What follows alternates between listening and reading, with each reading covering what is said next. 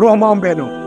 अब रहमान बेनम होने के लिए आपने कुरान के मुताबिक क्या करना है? देखिए, और रहमान बेनम तराओ रुकान सजदन, सबसे पहले आपने सजदा लगा। अल्लाह अकबर। एक सजदा जिसे तू गरा समझता है हजारों सजदे से देता है आदमी को नजात। गुरूर खत्म, तकब्बुर खत्म, अना खत्म, किबरियाई खत्म, बड़ाई खत्म, अपना गुरूर, अपना फिरका, अपनी सैयदगिरी, पीरगिरी, अपनी जो है सब कुछ खत्म हो गया। जब तक के नाक इस जमीन पे नहीं रगड़ दोगे, जब तक के सजदा नहीं होता, हम अपने आप को अल्लाह के दरबार में सबसे पहले पेश कर लें। जब तो फजलुल्लाह, हम आगे जा रहे हैं, अल्लाह के फजल को तलाश करना है। अल्लाह का फजल क्या है बरादरान इस्लाम? ये अल्लाह का फजल नहीं है हम पर, जब आखिरी नबी की उम्मत है। ये अल्लाह का फजल नहीं है क्या हम पर?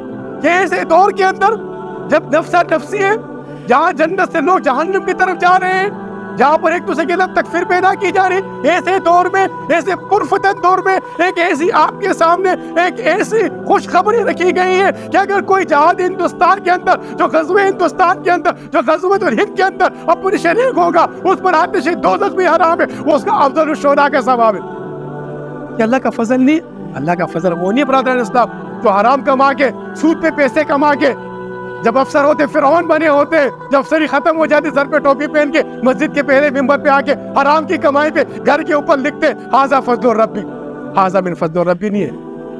फजल रब्बी क्या है? ये अल्लाह का फजल क्या है? रिजवाना, अरे अल्लाह की रजा अल्लाह का फजल है। जो अल्लाह का फजल हमारे चेहरों पे नजर आएगा, सीमाहुम फी वजूहिहिम मिन असरि सुजूद, अरे उसके दरबार में सजदा रेज़ होना है। तो बरादरान इस्लाम, हमने रहमान बेनम बनने के लिए ये पॉलिसी, अपनी खारिजा और दाखिला पॉलिसी को कुरान के इस आयत के मुनासिबत से हमने बदलना होगा। इस बदलने से पहले क्या है?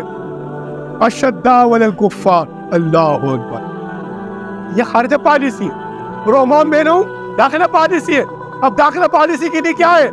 सीमाहुम फी वजूहिहिम मिन असरि सुजूद, अरे आपका जो है जिस किरदार है वो माशरे के अंदर दिखे, आप सलामती दे, आपकी जो हर चीज लोगों के लिए रहमत हो, ज़हमत ना हो।